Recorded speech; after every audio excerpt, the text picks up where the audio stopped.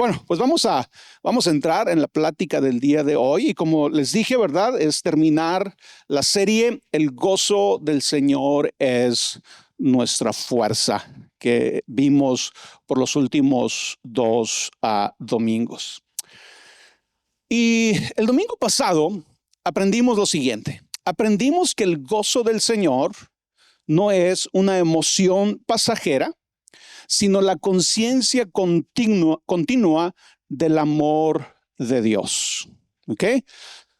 Y es bueno que nos tomemos el tiempo en tratar de entender, ¿verdad? De asimilar de qué estamos hablando cuando estamos hablando del gozo del Señor. Y es la conciencia continua del amor de Dios. Que tú y yo vivamos todos los días sumergidos en esa realidad de que Dios es amor. Pero no solamente que Dios es amor, sino que Dios nos ama y que Dios te ama a ti personalmente, individualmente. Dios no te ama, ¿verdad? Solamente como parte de la humanidad, parte de las masas. No, Dios te ama a ti íntima y personalmente. Y el pasaje con el que terminamos el domingo pasado es el siguiente, es en el que Jesús dijo, ¿verdad? Permanezcan en mi amor. ¿Para qué? Para que mi gozo esté en ustedes y su gozo sea completo. Aquí pareciera, ¿verdad?, que Jesús nos está dando la clave para que ese gozo, esa conciencia continua del amor de Dios, ¿verdad?, sea parte de nuestra vida, es que tú y yo permanezcamos en su amor. Que tú y yo estemos conscientes continuamente del amor de Dios para que entonces el gozo sea completo en nosotros. Cuando tú y yo vivimos conscientes del amor de Cristo, su amor se vuelve la fuente de una vida plena, libre y significativa. Otra vez, su amor se vuelve la fuente de una vida plena, libre y significativa. Y esto me lleva a este pasaje muy conocido, yo lo he hablado infinidad de veces aquí en Epicentro, Juan 10:10, que dice, palabras de Jesús, yo he venido para que tengan vida y para que la tengan en abundancia. Y la siguiente parte es la parte que me han escuchado explicar muchas veces, y es la palabra que Jesús utilizó, lo que tú y yo leemos aquí como vida, ¿sí? Yo he venido para que tengan vida. Y esa palabra es una palabra muy interesante en el original, porque no es la palabra vida biológica. No se está refiriendo a la vida biológica, se está refiriendo a la vida espiritual. Y Jesús dice, yo he venido para que tengan zoe, para que tengan vida espiritual y para que la tengan en abundancia. Pero esto es lo interesante de la palabra zoe, de lo que significa la palabra zoe. Y zoe es la vida de Dios mismo, ¿sí? Es la calidad de vida que fluye de su ser. Entonces, cuando Jesús dice, yo he venido para que tú tengas vida, está diciendo, es para que tú tengas la vida de Dios mismo. Jesús está diciendo, yo he venido para que tengan la calidad de vida que fluye del Padre. Una vida que rebosa de propósito, de amor, de gozo, de paz y plenitud. Eso es lo que nos está diciendo Jesús.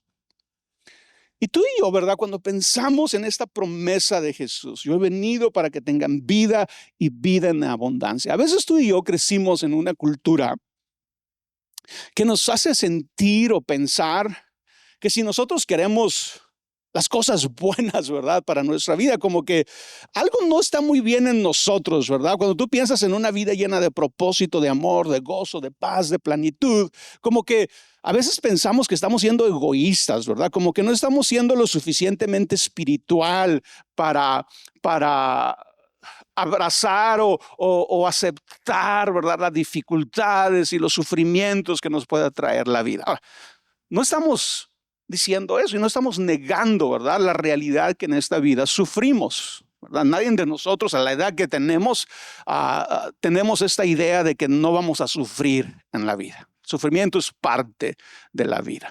Pero al mismo tiempo yo creo que tú y yo debemos de darnos la licencia de creer y de esperar y de anticipar el tipo de vida que Jesús nos promete.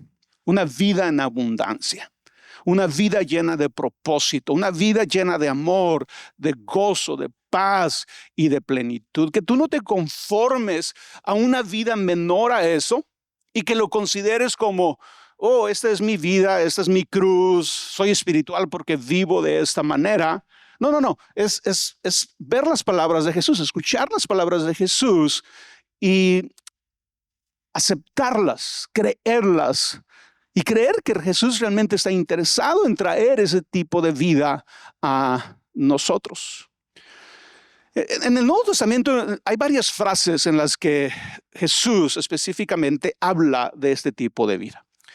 Y otra forma en que la palabra describe la vida en abundancia es a través de la frase vida eterna, que es a lo mejor con la que estamos mucho más familiarizados nosotros, ¿verdad?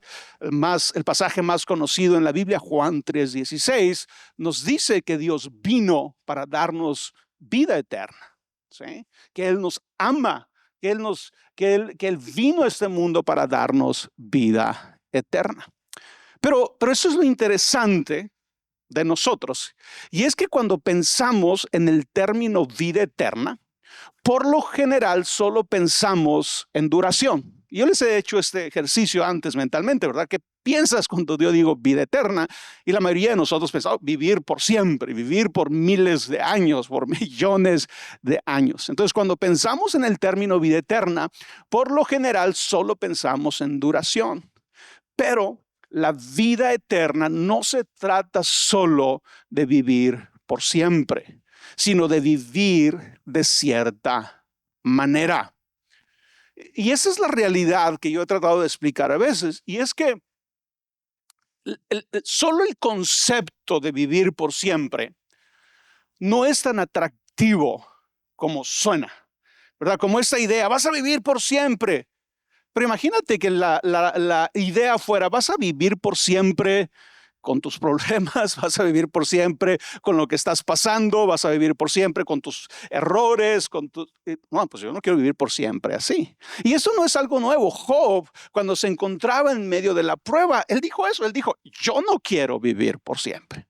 Yo no quiero vivir eternamente, ¿verdad? Porque no solamente, la vida eterna no solamente es vivir por siempre, es vivir por siempre de cierta manera. Es vivir por siempre en la vida de Dios, en lo que caracteriza la vida de Dios, ¿sí?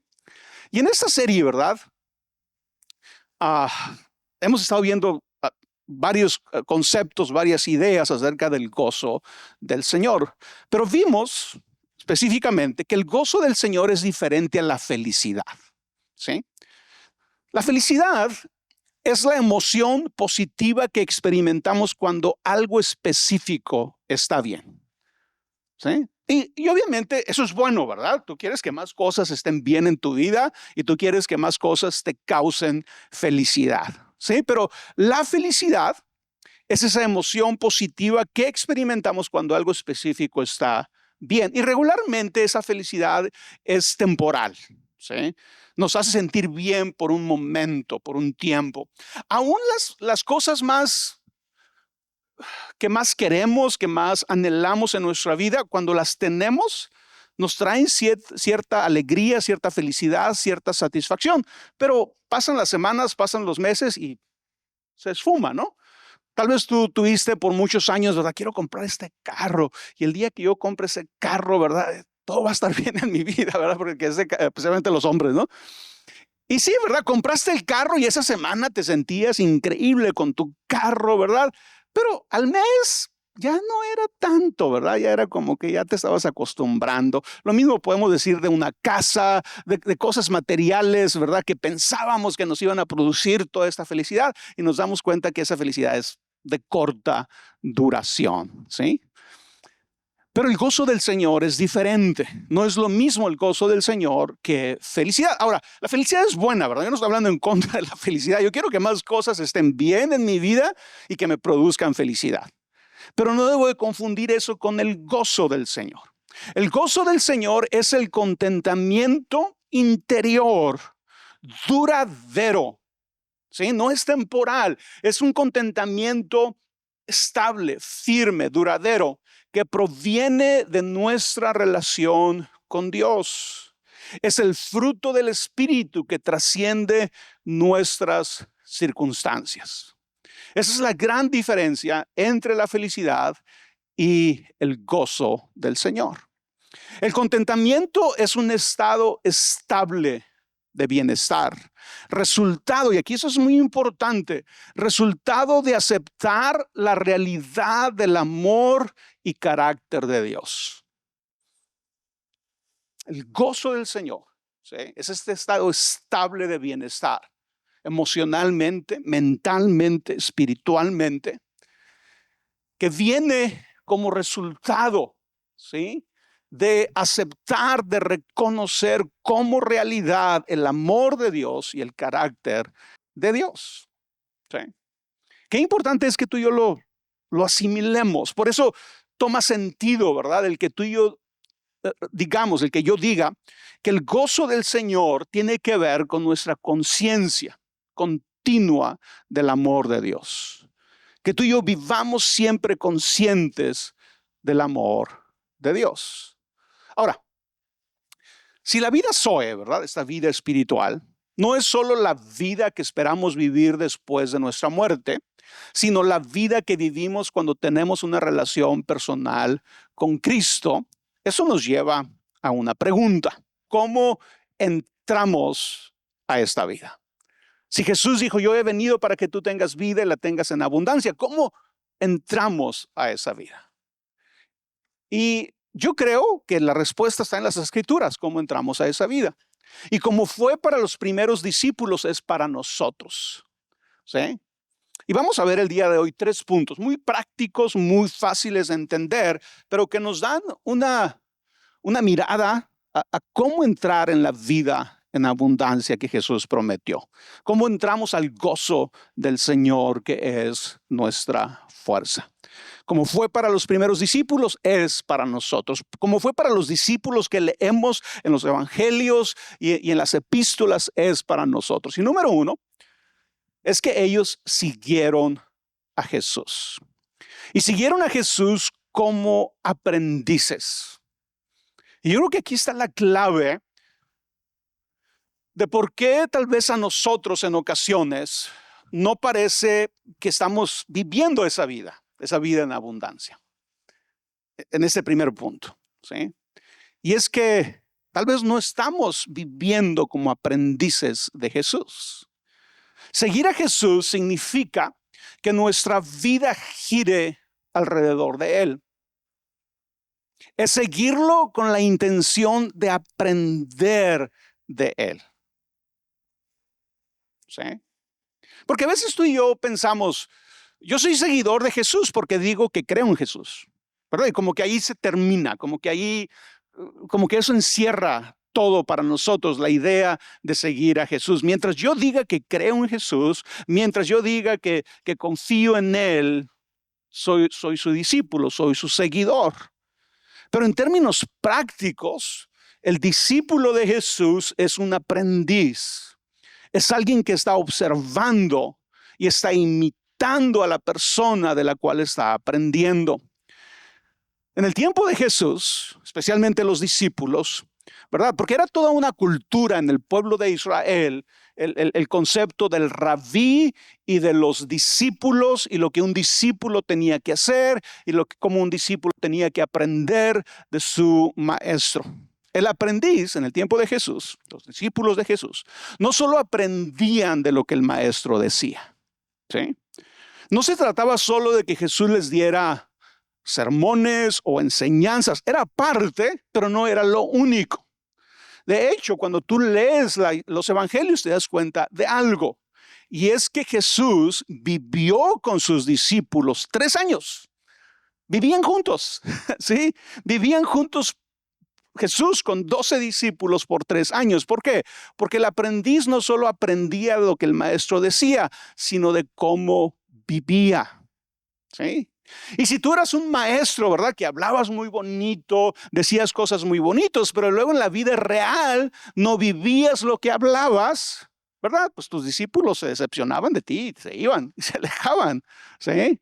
De hecho, en la historia de los evangelios, tú y yo podemos ver a los discípulos, ¿verdad? Porque no entendían todo, en algunos casos como incómodos con la manera en que Jesús vivía, porque no entraba en la forma en que ellos veían el mundo. Obviamente los discípulos estaban equivocados y les tomó tiempo entender que la forma en que Jesús vivía era la correcta. Entonces no solamente aprendían de lo que el rabí decía, sino de cómo vivía, de cómo trataba a las demás personas, de cómo respondía ante la vida, de cómo amaba. Entonces el aprendiz es más que simplemente, el discípulo o el seguidor es más que simplemente decir yo creo en Jesús.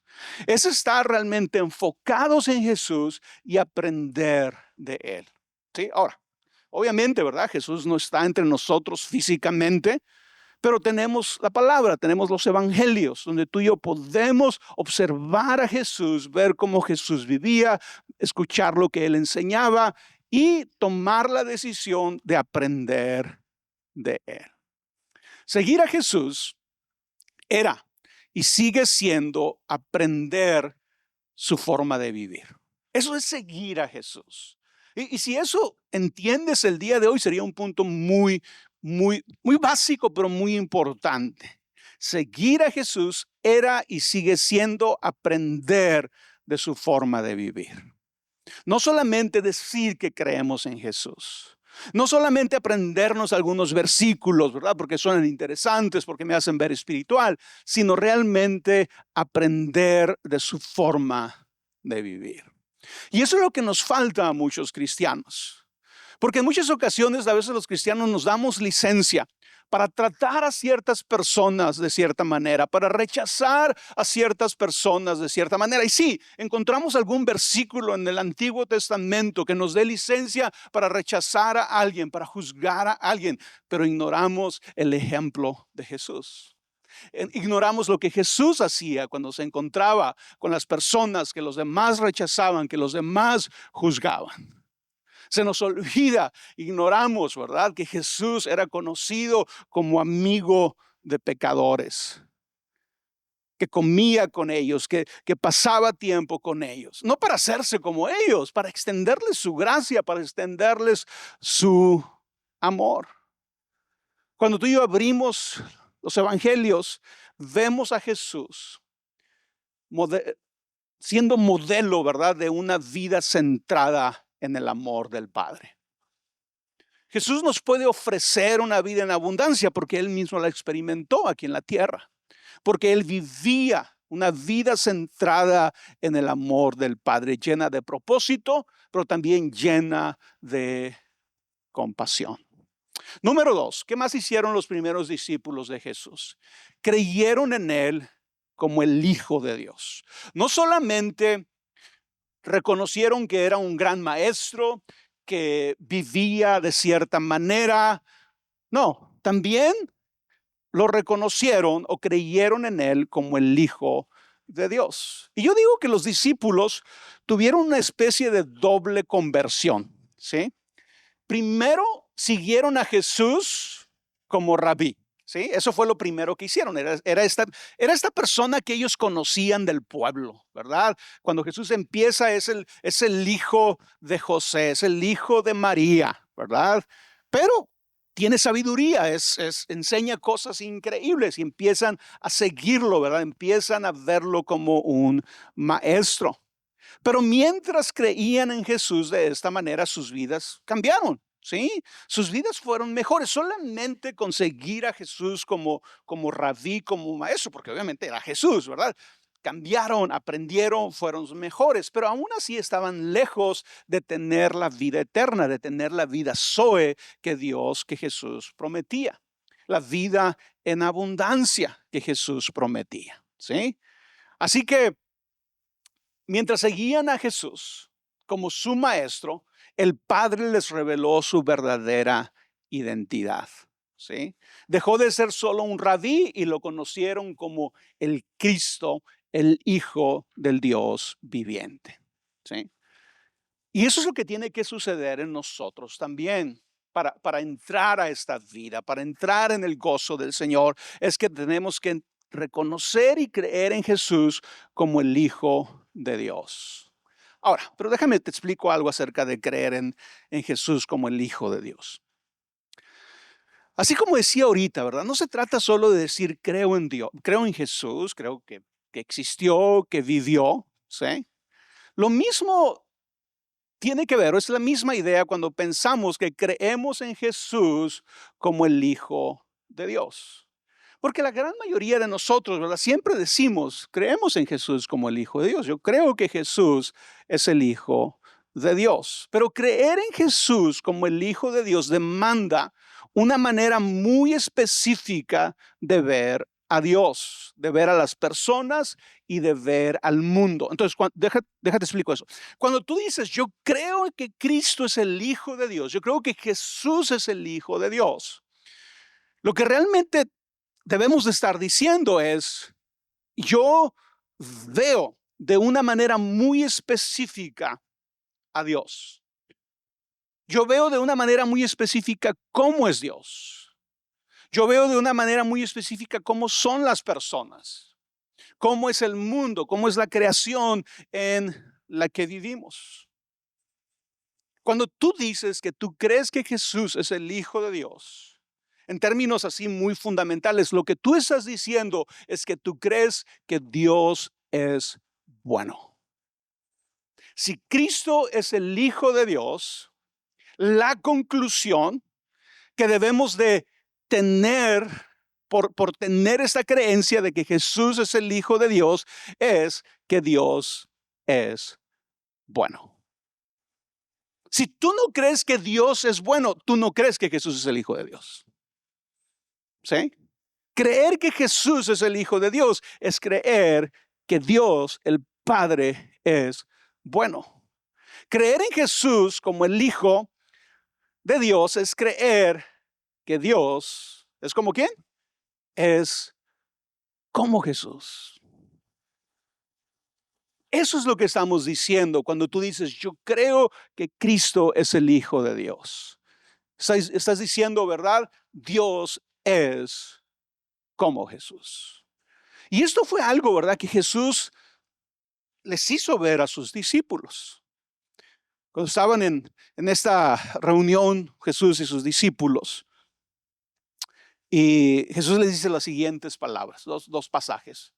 Jesús les dijo, si ustedes realmente me conocieran, conocerían también a mi Padre. Y la segunda parte, el que me ha visto a mí, ha visto al Padre.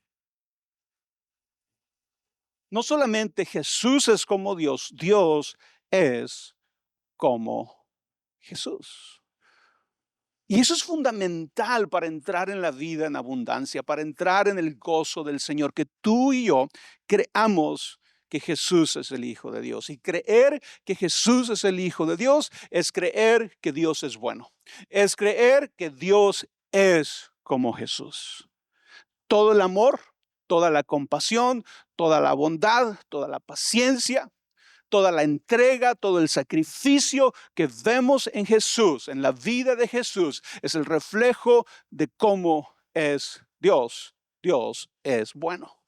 A veces los cristianos, ¿verdad? Crecemos con esta idea por varias teorías que hay en el cristianismo, ¿verdad? Muchas de ellas con puntos muy interesantes. Pero una de las cosas con las que crecemos es con esta idea de que Jesús viene a librarnos de Dios. ¿Sí? Que Jesús viene a interponerse entre este Dios, ¿verdad? Que lo único que quiere es destruirte, mandarte al infierno por lo malo que eres. Y aparece Jesús, ¿verdad? Y nos libera de este Dios. Hay un pastor que escribió y dice, la cruz no es lo que Dios le exige a Cristo para recibirnos a nosotros. La cruz es lo que Dios soportó para recibirnos a nosotros. Si Jesús y Dios son uno solo, Es Dios mismo entregándose por nosotros en la cruz del Calvario. Sí, en la persona de Cristo, pero en esencia es Dios mismo entregándose para salvarnos a nosotros. Y la tercera forma en la que tú y yo entramos en la vida en abundancia, en el gozo del Señor, para que sea algo permanente en nosotros, es obedeciendo sus palabras, obedeciendo las palabras de Jesús, poniendo en práctica las palabras de Jesús. Y déjame terminar con este pasaje de esta persona que se acerca a Jesús y le hace la siguiente pregunta. Le dice: Maestro, ¿qué tengo que hacer para heredar la vida eterna? Jesús replicó: ¿qué está escrito en la ley? ¿Cómo lo interpretas tú? Como respuesta, el hombre citó: ama al Señor tu Dios con todo tu corazón, con toda tu alma, con todo tu ser, con todas tus fuerzas y con toda tu mente. Y ama a tu prójimo como a ti mismo. Bien contestado, le dijo Jesús, haz eso y vivirás. ¿Sí? Ahora, cuando el experto de la ley, ¿verdad?, le pregunta a Jesús sobre la vida eterna, él no está pensando como nosotros pensamos de la vida eterna. Él no está pensando en la vida después de la muerte. ¿Sí? Él está preguntando de la vida que proviene de vivir en alegría, en armonía, en paz y en conexión con Dios. Eso es lo que él realmente está preguntando. En otras palabras, es como si este experto de la ley le hubiera preguntado a Jesús: Jesús, ¿cómo entro en esa vida que tú dices que vienes a dar? ¿Cómo entro en esa vida Zoe? ¿Sí? En esa vida espiritual, en esa vida eterna, en esa vida en abundancia que tú dices que vas a traer a nuestras vidas. ¿Cómo entro en ella? Pues, ¿qué dice? ¿Qué dice la Biblia? ¿Qué dice las Escrituras? ¿Tú qué crees? ¿Cómo crees que entramos a esa vida? Y la respuesta, ¿verdad?, de este hombre fue la correcta. Es amando a Dios con todo nuestro corazón, con toda nuestra mente, con toda nuestra fuerza, pero también amando a nuestro prójimo como a nosotros mismos. Eso es de lo que estaba hablando el experto de la ley. De sumergirnos en el amor del Padre surge el amor por uno mismo y por nuestro prójimo. A veces tú y yo, ¿verdad?, podemos batallar con amarnos a nosotros mismos. Somos duros con nosotros mismos, nos juzgamos constantemente, nos hablamos mal a nosotros mismos constantemente, ¿verdad? Y luego batallamos para amar a otros. Y tal vez hemos aceptado eso ya como una característica nuestra, ¿verdad? Es que así soy yo. Pero eso es algo que necesita cambiar de acuerdo a Jesús, ¿verdad? Si tú quieres vivir una vida en abundancia, si tú quieres vivir una vida llena de paz, de armonía, de gozo, tú necesitas amar a Dios, pero necesitas amarte a ti y necesitas amar a tu prójimo, ¿verdad? Y ponemos amarte a ti, ¿verdad? Porque la frase completa es amar a tu prójimo como a ti mismo. Entonces Jesús, ¿verdad?, o la Biblia entiende que tú, para amar a tu prójimo, te debes de amar a ti mismo. Tenemos que entender nosotros que vamos a amarnos a nosotros mejor, vamos a amar a nuestro prójimo mejor cuando amemos a Dios con todo nuestro corazón, con toda nuestra mente. Ahora, entrar a esta vida es obedecer las palabras de Jesús, es obedecer los mandamientos. Y aquí es donde a veces yo pienso que tú y yo a veces tenemos muchas excusas para no vivir bien, para no obedecer las palabras de Jesús. En ocasiones, ¿verdad?, es que decimos: es que yo no sé mucha Biblia, es que yo no entiendo todo, es que se me hace medio complicado, realmente qué quiere Dios de mí, qué espera Dios de mí, ¿verdad? Y podemos tener todas estas justificaciones para no vivir como Jesús espera que vivamos. Pero el obedecer sus palabras es más claro y directo de lo que pensamos. Cuando hice esa frase iba a decir, es más fácil de lo que pensamos. Y no quise poner fácil, es más claro y directo de lo que pensamos. En otras palabras, esta excusa de que yo no sé lo que Dios espera de mí no es válida, no se sostiene. Es muy fácil destruir ese argumento de que tú y yo no sabemos cómo espera Dios que tú y yo vivamos. Claro, ¿verdad? Que cuando decimos, ¿verdad? Tienes que obedecer sus mandamientos, se nos viene a la mente una lista de mandamientos, ¿verdad? Y si tú dices, híjole, es que yo no me sé todos los mandamientos. Es que yo no he leído toda la Biblia para saber cada uno de todos los mandamientos que Dios nos dio, ¿verdad? Entonces, pues no puedo guardar todos los mandamientos. Pero el obedecer los mandamientos de Jesús, de Dios, es más claro y más directo.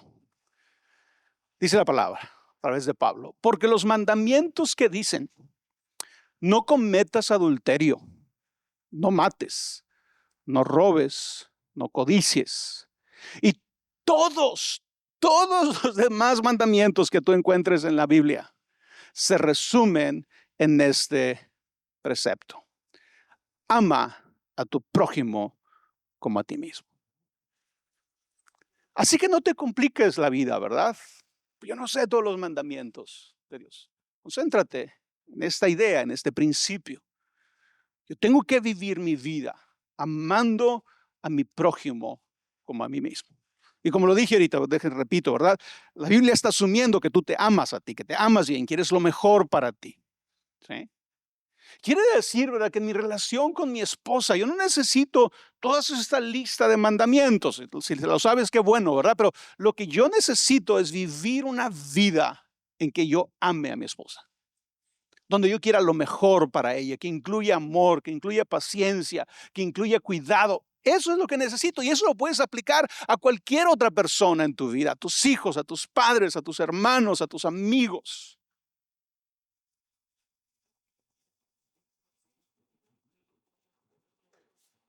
Así que cuando pensemos en esta idea, ¿verdad? Yo necesito obedecer los mandamientos. No te compliques otra vez. Sé sencillo, sé claro. Ve lo directo que está haciendo Jesús, que está haciendo Pablo en este caso. ¿Sí? Todo en la ley. Todo en la ley. Podemos usar todo, y lo tenemos que hacer, ¿verdad? Estudiar la Biblia, estudiar el Antiguo Testamento, pero todo lo que el Antiguo Testamento tiene se resume en dos cosas. ¿Cómo cumples todo el Antiguo Testamento? Amando a Dios y amando a tu prójimo. Así. Y eso tiene que ver, nos debe de confrontar, porque a veces, ¿verdad?, tú puedes leer pasajes en el Antiguo Testamento y como decía ahorita, ¿verdad?, es como esta licencia, ¿verdad? Este pasaje vemos esta historia y como que esta historia me da licencia para yo juzgar a los demás, condenar a los demás, mandar gente al infierno, porque aquí está la historia en el Antiguo Testamento. Sí, pero no ignores las palabras de Jesús, no ignores las palabras de Pablo, que todo lo que está en la ley se resume en amar a Dios y amar a nuestro prójimo como a nosotros mismos. Queremos entrar en esta vida que Dios promete para nosotros, tenemos que seguirlo, tenemos que aprender de Él. Tenemos que observarlo, imitarlo realmente. No es suficiente con decir yo creo en Jesús. Tenemos que creer en Él como el Hijo de Dios. Pero creer en Él como el Hijo de Dios no es solamente una frase que repetimos, es ver a Dios de una manera muy específica. Es verlo como un Dios bueno. Es entender que Dios es como Jesús. Y tenemos que obedecer sus mandamientos, poner en práctica sus mandamientos, que se resumen en amar a Dios y amar a nuestro prójimo como a nosotros mismos.